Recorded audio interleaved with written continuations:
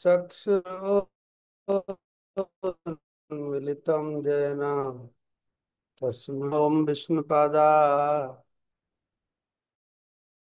विष्णुपृष्ठाय भूतले श्रीमते वेदांत स्वामिने इति नामिने नमस्ते सारस्वती देवे गौरवाणी प्रचारिणे निर्विशेष शून्यवादी पाश्चात्य देशतारिणे वंशाकल्पतरुभ्यश्च कृपा सिन्धुभैव च पतितानां पावनेभ्यो वैष्णवेभ्यो नमो नमः। जय श्री कृष्ण चैतन्य प्रभु नित्यानंद श्री अद्वैत गदाधर श्रीवासादि श्री गौर भक्त वृंद। हरे कृष्ण कृष्ण कृष्ण हरे हरे, हरे राम राम राम हरे हरे। मुखं करोति वाचालं पंगुलं हैतगिरिं यत्कृपातमहं वन्दे परमानन्दमाधवं सुहृदनचरणं श्रीचैतन्यईश्वरं। नमो विष्णुपदाय कृष्णपृष्ठाय भूतले श्रीमते जयपताका स्वामिने इति नामिने।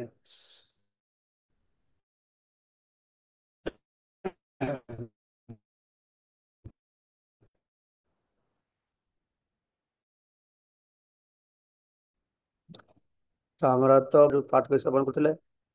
তো এই শ্লোক 4 নম্বর 5 নম্বর শ্লোক, 4 নম্বর 5 নম্বর শ্লোক है मोहर मुक्त क्षमा सुख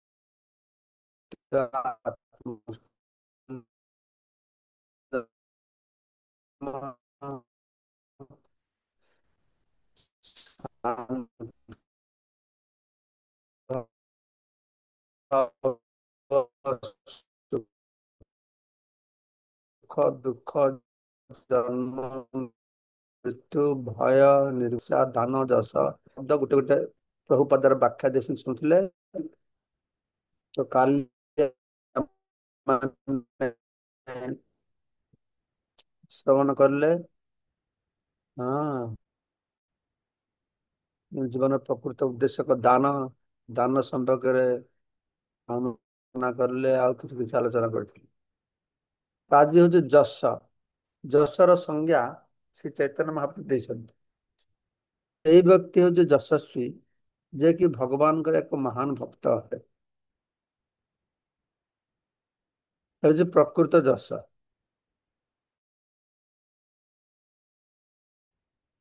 ଯଶ ମାନେ କିଛି ଭଲ କାମ କରିବ, କରିଲେ ତାର ଖ୍ୟାତି ସବୁବେଳେ ବଢିବ। ଯଶ ଖ୍ୟାତି ସମସ୍ତେ ଜାଣିବେ ତାକୁ। କିନ୍ତୁ ଭଗବାନଙ୍କର ଭକ୍ତ ହଉଛି ଅସଲ ସେ ଯଶସ୍ୱୀ। ହଁ। ଯଦି କିଏ କୃଷ୍ଣ ଚୈତନ୍ୟରେ ଉନ୍ନତି କରି ପ୍ରସିଦ୍ଧ ହୋଇପାରିଲା, ତାହେଲେ ସେହି ପ୍ରକୃତ ଯଶର ଅଧିକାରୀ। ଭଗବାନଙ୍କର ଭକ୍ତ, ଭଲ ଭକ୍ତ ହେଇକି ଲୋକମାନେ ଜାଣିଲେ ସେ ଭଗବାନଙ୍କ ଭଲ ଭକ୍ତ, ସେ ଯଥାର୍ଥ ଯଶସ୍ୱୀ।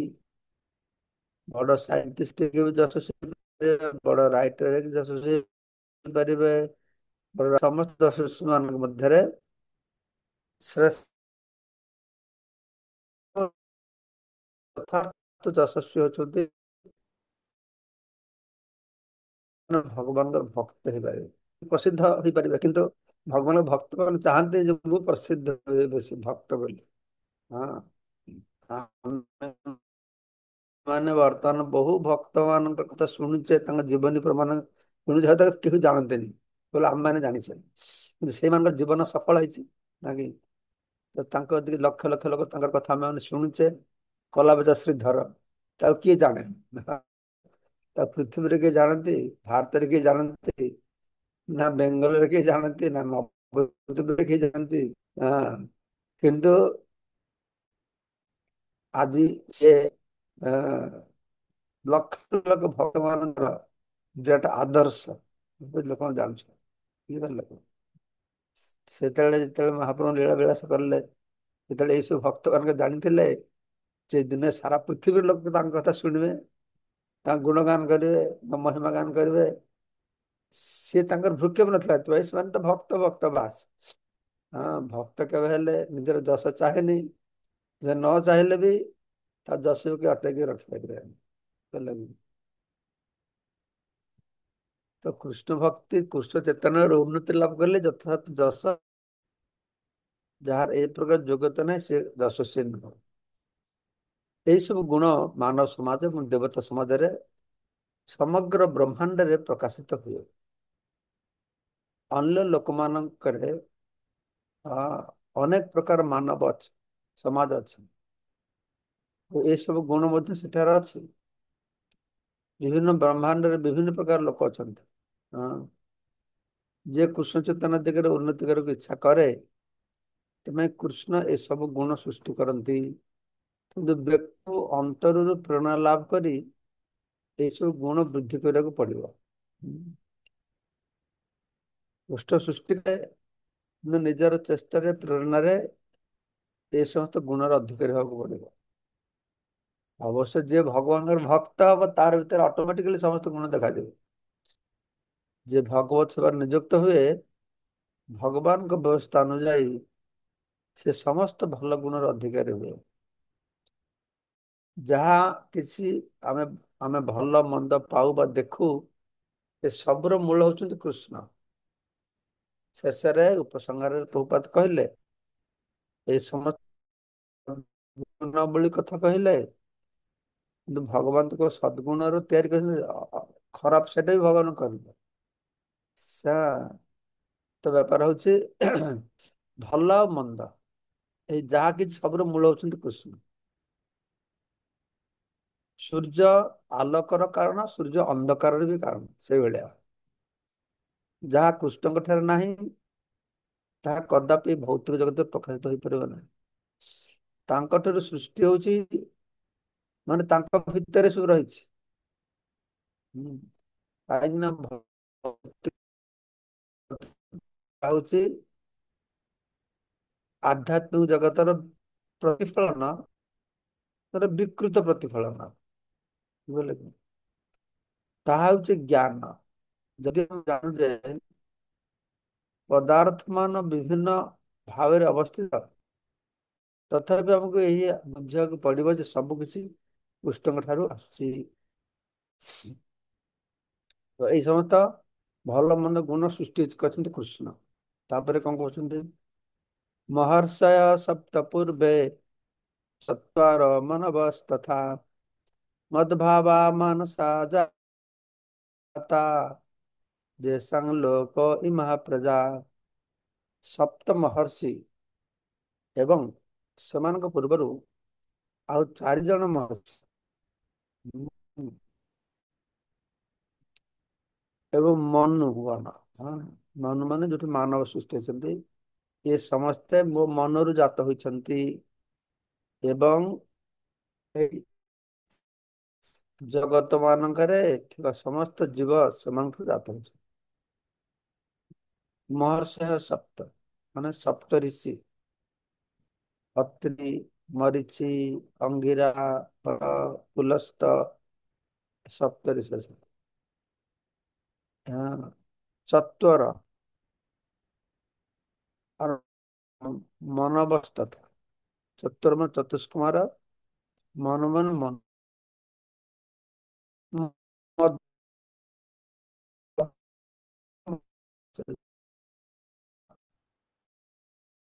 ମୋ ଠାରୁ ଜାତ, ଭାବା ମାନେ ମୋ ଠାରୁ ଜନ୍ମ, ମୋର ମନରୁ ଜନ୍ମ। ସେ ଚତୁଷ୍କୁମାର ଭଗବାନଙ୍କର ମନରୁ ପ୍ରକାଶିତ ହେଲେ। ତାପରେ ସେମାନେ ତ କହିଲେ ତମେ ସୃଷ୍ଟି କର, ସେ ସୃଷ୍ଟି କର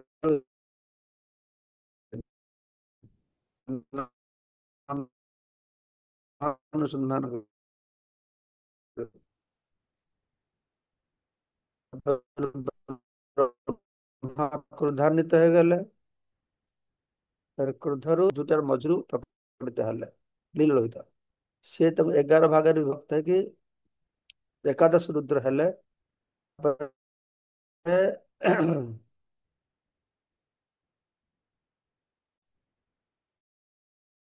କଣ ହେଲା, ସେମାନେ ଖୁବ ଉତ୍ପାତ କରିଲେ।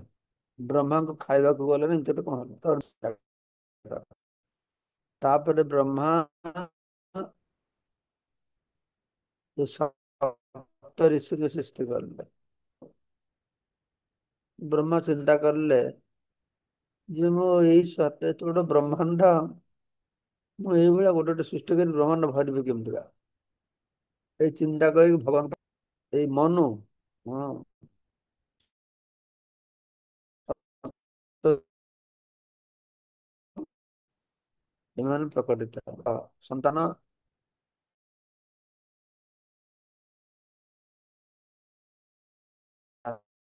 ଜଗତଟା ବିଭିନ୍ନ ଜୀବଜନରେ ଭରିଗଲା। ଅଧିବାସ ମାନଙ୍କ ବଂଶ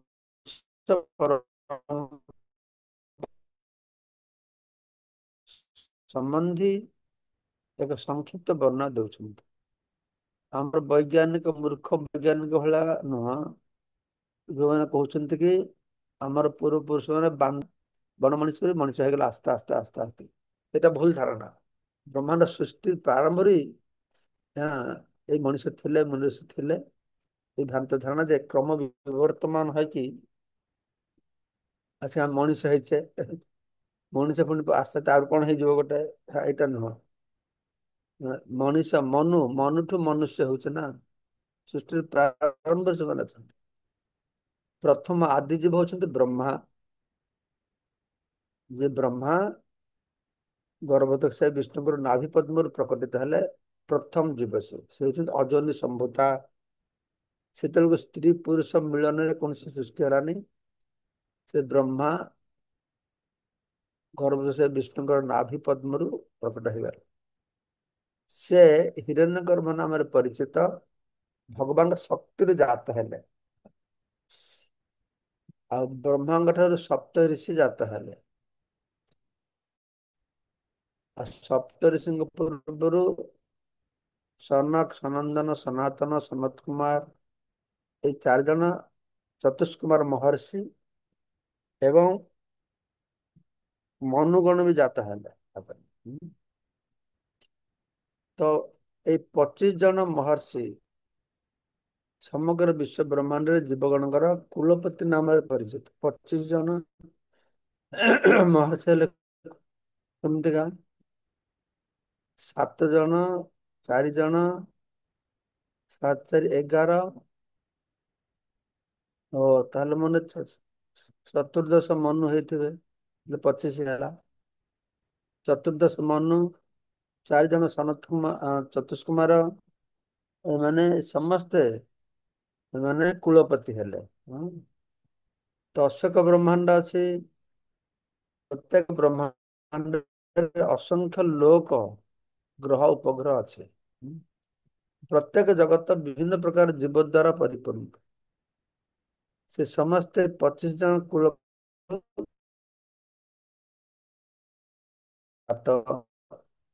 କୁଳପତି ଗଣନାରେ 1000 ବର୍ଷ ପ୍ରଥମେ ତପସ୍ୟା କରିଥିଲେ। ଦେବଲୋକ ସାଗର ଆମର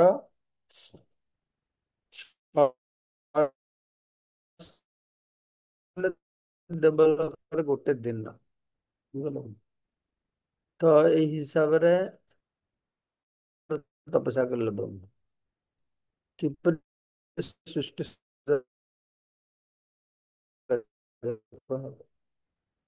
ପ୍ରଥମେ ବିଷ୍ଣୁଙ୍କର ନାଭି କମଳରୁ ବ୍ରହ୍ମା ସୃଷ୍ଟି ହେଲେ। ସେତେବେଳେ ଦେଖିଲେ ସବୁ ଶୂନ୍ୟ ଆଉ ଶୂନ୍ୟ, ସେ କିଛି ବୁଝିପାରିଲେନି। ମୁଁ କିଏ, କୋଉଠି ଆସିଲି, କଣ, କିଛି ବୁଝିପାରିଲେନି। ତାପରେ ତପ, ଏ ଦୁଟା ଶବ୍ଦ ଶୁଣିଲେ। ତପ, ତାଙ୍କର ବୁଦ୍ଧି ଦେଲେ ତପସ୍ୟା କରିବାକୁ ପଡିବ। ତାହେଲେ ତାପରେ 1000 ବର୍ଷ ସୃଷ୍ଟି ସମ୍ପର୍କରେ ଜ୍ଞାନ ଦେଲେ। ତାପରେ ସେ ବୁଝିପାରିଲେ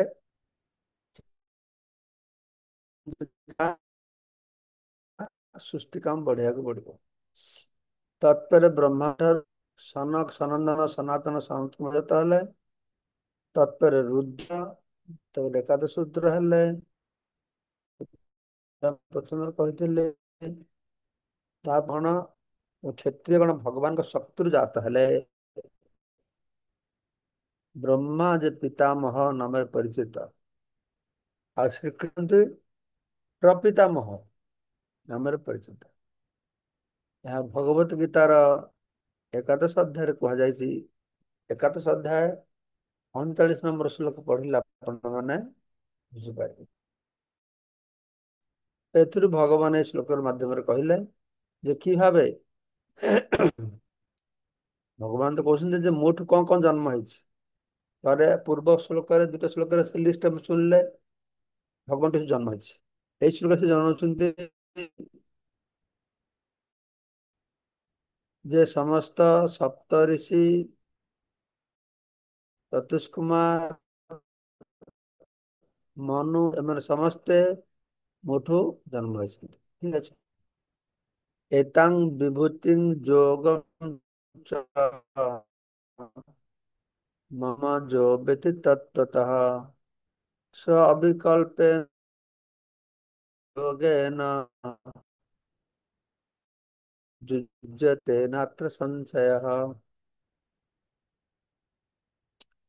एतां ମାନେ ଏଇ ସବୁ ବିଭୂତି ମାନେ ବୈଭବ ଐଶ୍ୱର୍ଯ୍ୟ, ଯୋଗಂ ଚ ଯୋଗ ଶକ୍ତି ମଧ୍ୟ, ମମ ଯୋ ବ୍ୟତୀତ ତତ୍ତ୍ୱ ମୋର ଯେ ତତ୍ତ୍ୱ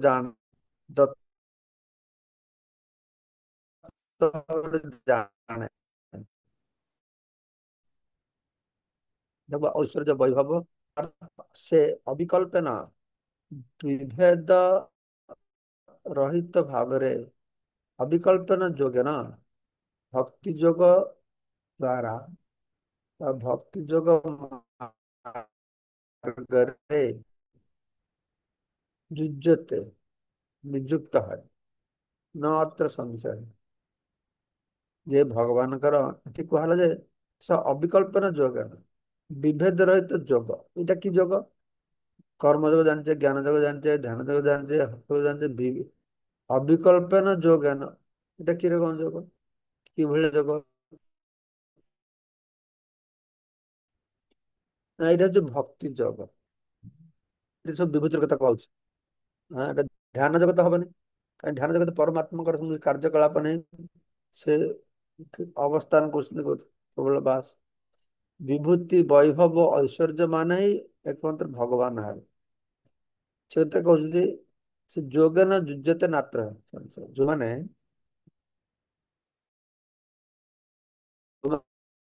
ବିଭୂତି ଏବଂ ଯୋଗ ଶକ୍ତି ଜାଣିବେ ସେ ମୋ ଭକ୍ତି ଯୋଗରେ ଯୁକ୍ତ ହେବେ।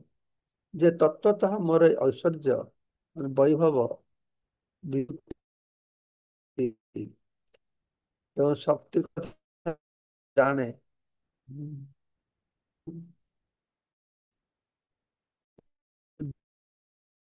ଶକ୍ତି ସେ ଐକାନ୍ତିକ ଭକ୍ତି ଯୋଗ ମାର୍ଗରେ ସେବାତ ରହେ। ଏଥିରେ କୌଣସି ସନ୍ଦେହ ନାହିଁ। ଭଗବାନଙ୍କ ସମ୍ବନ୍ଧୀୟ ଜ୍ଞାନ ହିଁ ଆଧ୍ୟାତ୍ମିକ ମାର୍ଗରେ ପୂର୍ଣ୍ଣତା ପ୍ରାପ୍ତିର ଉଚ୍ଚତମ ଲକ୍ଷ୍ୟ ଅଟେ। ଭଗବାନ ସମ୍ପର୍କରେ ଜ୍ଞାନ ଆହରଣ କରିବା ବ୍ୟକ୍ତି ଭଗବାନଙ୍କର ବିଭିନ୍ନ ଐଶ୍ୱର୍ଯ୍ୟ ବା ବୈଭବ ସମ୍ବନ୍ଧରେ ଭଲ ଭାବରେ ନ ଜାଣିଲେ, ଅର୍ଥାତ୍ ଏହା ତାହାର ଭଲ ଭାବରେ ହୃତବୋଧ ନହେଲେ ସେ ଭକ୍ତି ଯୋଗ ମାର୍ଗରେ ଗତି କରିପାରିବ ନାହିଁ। ତମର ଏଇ ସପ୍ତମ ଅଧ୍ୟାୟରୁ 12 ଅଧ୍ୟାୟ ହଉଛି ଭକ୍ତି ଶାସ୍ତ୍ର। ଗୀତାକୁ ଯେ 3 ଭାଗରେ ବିଭକ୍ତ କରାହେଲା, କର୍ମଶତକ ପ୍ରଥମ ଅଧ୍ୟାୟରୁ 6 ଅଧ୍ୟାୟ, ଭକ୍ତି ଶତକ 13 ଅଧ୍ୟାୟରୁ 18 ଅଧ୍ୟାୟ। ଏ ଭକ୍ତି ଶତକରେ ସପ୍ତମ ଅଧ୍ୟାୟରେ ଭଗବାନଙ୍କ ସବୁ ବିଭୂତି ବର୍ଣ୍ଣନା କରାହେଲା। ନବମ ଅଧ୍ୟାୟ ପୁରା ଭକ୍ତି ସମ୍ପର୍କରେ କୁହାହେଲା। ଯୋଉ ବିଭୂତି ଐଶ୍ୱର୍ଯ୍ୟ ଗୁଡିକ କଣ ଉପଯୋଗିତା ଅଛି। ବୋଲେ କଣ ହବ ନା ଏଗୁଡିକ ହୃତବଦ୍ଧ ହେଲେ ଭକ୍ତି ଯୋଗ ମାର୍ଗରେ ସେ ଗତି କରିପାରିବ। ଭଗବାନ ଐଶ୍ୱର୍ଯ୍ୟ ଜାଣିଲେ, ବିଭୂତି ଜାଣିଲେ ସେ ଭଗବାନ ପାଖରେ ଆତ୍ମସମର୍ପଣ କରିକି ଭକ୍ତି ଯୋଗରେ ଅଗ୍ରଗତି କରିବ। ତ ଲୋକମାନେ ଜାଣନ୍ତି ଯେ ଭଗବାନ ମହାନ, ମହାନ କେତେ ମହାନ ଜାଣୁଛେ ସବୁ କିଛି କିଛି ଭଗବାନ ଅହମ ସର୍ବସ୍ୱ ପ୍ରଭବ ପ୍ରବର୍ତ୍ତତେ, ମୋ ଠାରୁ ସବୁ କିଛି ଆସିଛି, ସବୁ କିଛି କେମିତିକା ଆସିଛି। ଏ ସୁନ୍ଦର ଭଗବାନ ବିଭିନ୍ନ ଅଧ୍ୟାୟରେ ଏଗୁଡିକ ବର୍ଣ୍ଣନା କରିବେ। ଯଦି ବ୍ୟକ୍ତି ତତ୍ଵତଃ ଭଗବାନଙ୍କର ମହାନତା ସମ୍ବନ୍ଧରେ ଜାଣିପାରେ, ତେବେ ଭଗବାନଙ୍କର ଶରଣାପନ୍ନ ହୋଇଯାଏ ଏବଂ ଭଗବତ ସେବାରେ ନିଯୁକ୍ତ ହୋଇଯାଏ। ଯେତେବେଳେ ବ୍ୟକ୍ତି ତତ୍ଵତଃ ଭଗବାନଙ୍କର ବୈଭବ ସମ୍ବନ୍ଧରେ ଜାଣିପାରେ, ସେତେବେଳେ ତାର ଭଗବାନଙ୍କର ଶରଣାପନ୍ନ ହେବା ବ୍ୟତୀତ ଅନ୍ୟ ପନ୍ଥା ରହେ ନାହିଁ। ଆମମାନେ କାହାର ଶରଣାପନ୍ନ ହଉଛେ? ଯୋଉମାନେ ଶକ୍ତିଶାଳୀ ତାଙ୍କ ଶରଣାପନ୍ନ ହଉଛେ। କିଏ ମାର ଶରଣାପନ୍ନ ହଉଛି? ଯେତେବେଳେ ବୁଝିପାରୁଛି ମା ଦ୍ଵାରା ହବନି ରେ ବାବା, ବାପାର ଶରଣାପନ୍ନ ହଉଛି। ଯେତେବେଳେ ବୁଝିବ ନା ବାପା ଦ୍ଵାରା ହବନି, ପୋଲିସର ଶରଣାପନ୍ନ ହଉଛି। ପୋଲିସ ଦ୍ଵାରା ହବନି, ତମେ ମନ୍ତ୍ରୀର ଶରଣାପନ୍ନ ହଉଛି। ମନ୍ତ୍ରୀ ଦ୍ଵାରା ହବନି, ଦେବାଦେବୀଙ୍କ ଶରଣାପନ୍ନ ହଉଛି। ଦେବାଦେବୀଙ୍କ ଦ୍ଵାରା ହବନି, ଶେଷକୁ ସେ ଭଗବାନଙ୍କର ଶରଣାପନ୍ନ ହଉଛି। ତ ଭଗବାନଙ୍କର ମହିମା ଯେ ଜାଣିବ, ବାସ୍ ସେ ଭଗବାନ ପାଖରେ ଆତ୍ମସମର୍ପଣ କରିବ। ବୈଭବ ଜାଣିପାରିଲେ ଭଗବାନ ଶରଣାପନ୍ନ ହବ। ହଁ, ଆଉ ତାର ଅନ୍ୟ କିଛି ରାସ୍ତା ନାହିଁ। ଶେଷକୁ ଦେଖିବ ହେଲେ କାହାର ଶରଣାପନ୍ନ କାମ କରିବନି, ତ ଭଗବାନଙ୍କ ଶରଣାପନ୍ନ ହବନି। ଏହି ତତ୍ଵଜ୍ଞାନ ଶ୍ରୀମଦ୍ ଭାଗବତମ, ଭଗବତ ଗୀତା ଏବଂ ଏହି ପ୍ରକାର ବୈଦିକ ସାହିତ୍ୟ ମାନଙ୍କରୁ ଆମେ ପ୍ରାପ୍ତ ହବା। এটা তত্ত্ব জ্ঞান। তত্ত্ব জ্ঞাନ ଯଥାର୍ଥ ଜ୍ଞାନ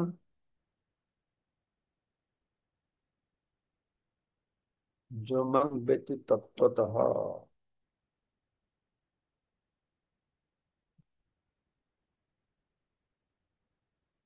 ତତ୍ତ୍ୱ ଶବ୍ଦର ଅର୍ଥ ଗୋଟେ ପ୍ରଭୁପାଦ କହିଥିଲେ, ଯଥାର୍ଥ, ଯଥାର୍ଥ ରୂପରେ ତତ୍ତ୍ୱ ଏଇଭଳି ଅର୍ଥ, ତତ୍ତ୍ୱ ଯଥାର୍ଥ ରୂପରେ। ତ एतां विभूतिं जोगम च मम जो व्यक्ति तत्वतः अविकल्पेन विभेद रहित भावरे ଯୋଗେନ ଯୁଜ୍ୟତେ, ସେ ମୋର ଭକ୍ତି ଯୋଗରେ ନିଯୁକ୍ତ ହୁଏ, ଏଥିରେ କୌଣସି ସନ୍ଦେହ ନାହିଁ। ଏହି ବ୍ରହ୍ମାଣ୍ଡର ଶାସନ କାର୍ଯ୍ୟ ନିମିତ୍ତ ଗ୍ରହମଣ୍ଡଳରେ ବିଭିନ୍ନ ସ୍ଥାନରେ ଅନେକ ଦେବତା ଅବସ୍ଥାପିତ ହୋଇଛନ୍ତି। ସେମାନଙ୍କ ମଧ୍ୟରେ ପ୍ରଧାନ ହେଉଛନ୍ତି ବ୍ରହ୍ମା, ଶ୍ରୀ ଶିବଜୀ, ଚାରି କୁମାର ଏବଂ କୁଳପତି ଗଣ। କୁଳପତି ମାନେ ଜାଣିଲେ ଏ 25 ଜଣ କୁଳପତି। ହଁ, ଆମର ଚତୁର୍ଦ୍ଦଶ ମନୁ, ଚାରି କୁମାର ଆଉ ସପ୍ତରିଷି, 25 ଜଣ। ଏହି ବ୍ରହ୍ମାଣ୍ଡରେ ଲୋକମାନଙ୍କର ଅନେକ ପିତୃପୁରୁଷ ଅଛନ୍ତି ଏବଂ ସେମାନେ ସମସ୍ତେ ଭଗବାନ ଶ୍ରୀକୃଷ୍ଣଙ୍କର ଜାତ। ସମସ୍ତ ପିତୃପୁରୁଷ ମାନଙ୍କର ମୂଳ ପିତୃପୁରୁଷ ଅଛନ୍ତି ପରମ ପୁରୁଷ ଭଗବାନ କୃଷ୍ଣ। ହଁ, ଆମେ ପିତୃପୁରୁଷଙ୍କୁ ପୂଜା କରୁଛେ, କିନ୍ତୁ ସବୁ ପିତୃପୁରୁଷ ମୂଳ ପିତୃପୁରୁଷ କିଏ? କୃଷ୍ଣ। ତ କୃଷ୍ଣଙ୍କୁ ପୂଜା କଲେ ସବୁ ପିତୃପୁରୁଷ ସନ୍ତୁଷ୍ଟ ହେବେ। ହଁ, ତ ଭଗବାନଙ୍କର ଏଇ ହଉଛି କେତେକ ବୈଭବ। ଯେତେବେଳେ ଏ ସମ୍ବନ୍ଧରେ ଭଲ ଭାବରେ ଜଣାଯାଏ, ସେତେବେଳେ ଶ୍ରୀକୃଷ୍ଣଙ୍କୁ ଦୃଢ ବିଶ୍ୱାସ ଓ ଶ୍ରଦ୍ଧା ସହ ନିଃସନ୍ଦେହ ଭାବରେ ଭଗବାନ ବୋଲି ଗ୍ରହଣ କରାଯାଏ। ବ୍ୟକ୍ତି ଭକ୍ତିର ସହିତ ସେବାରତ ହୋଇଯାଏ। ଭକ୍ତି ଯୋଗ ମାର୍ଗରେ ଭଗବାନଙ୍କ ସେବାରେ ଶ୍ରଦ୍ଧା ଓ ପ୍ରେମ ବୃଦ୍ଧି ନିମିତ୍ତ ଏସବୁ ବିଷୟରେ ଜ୍ଞାନ ଆହରଣ କରିବା ଦରକାର। ଶ୍ରୀକୃଷ୍ଣ କେତେ ବଡ ମହାନ, ଏ ସମ୍ବନ୍ଧରେ ପୂର୍ଣ୍ଣ ରୂପରେ ଭଲ ଭାବରେ ଜାଣିବା ଦିଗରେ